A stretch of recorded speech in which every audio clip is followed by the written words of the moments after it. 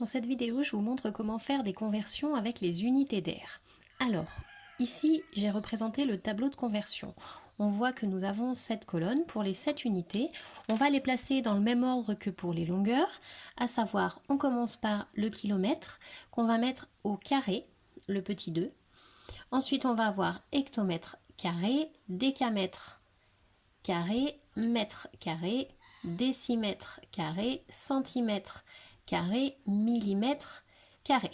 La première chose pour bien utiliser ce tableau, c'est évidemment de connaître les unités et surtout dans le bon ordre. Si on se trompe, forcément les conversions vont être fausses. On va remarquer que dans ce tableau, pour chaque unité, donc pour les kilomètres carrés par exemple, on a 2 colonnes. La colonne du milieu, je la mets en pointillé. Pour se rappeler qu'on a 2 colonnes, on a le petit 2 qui est ici en l'air. Quand on aura un petit 3, qu'on sera en kilomètres cubes, on aura 3 colonnes. Quand on n'a rien du tout, on n'a qu'une colonne.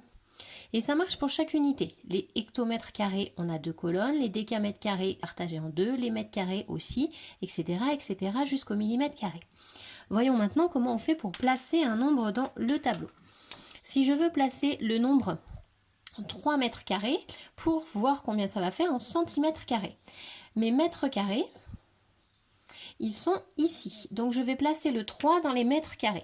La difficulté qui se pose pour certains élèves, c'est que vous ne savez pas toujours si on va mettre le 3 ici ou ici. Ce que je vais faire, c'est que je vais positionner mon crayon à l'emplacement de la virgule, donc qui est là. Et donc je vais mettre mon 3 juste devant. Ici, on a bien 3 dans les mètres carrés. Si je veux aller en centimètres carrés, je vais déplacer ma virgule jusqu'au centimètre carré et donc on va rajouter des zéros pour aller jusqu'au bout de la colonne des centimètres carrés.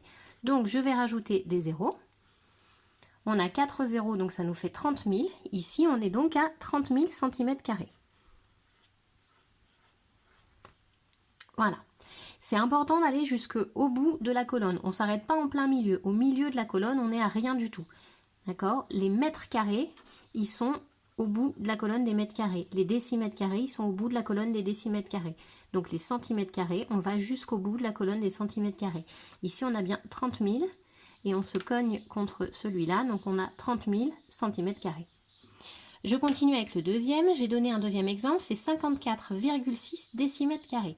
Donc la virgule, on est en décimètres carrés, on va la placer ici.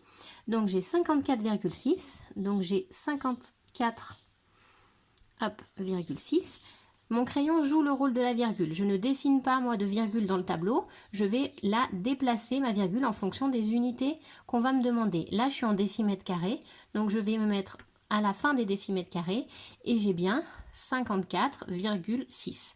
Si je veux trouver combien ça fait en mètres carrés, je vais déplacer ma virgule en mètres carrés. Et ici, on n'a rien, virgule 546. Donc ici, on va rajouter le 0 pour ne pas avoir rien. Et on est donc à 0,546 mètres carrés. Voilà.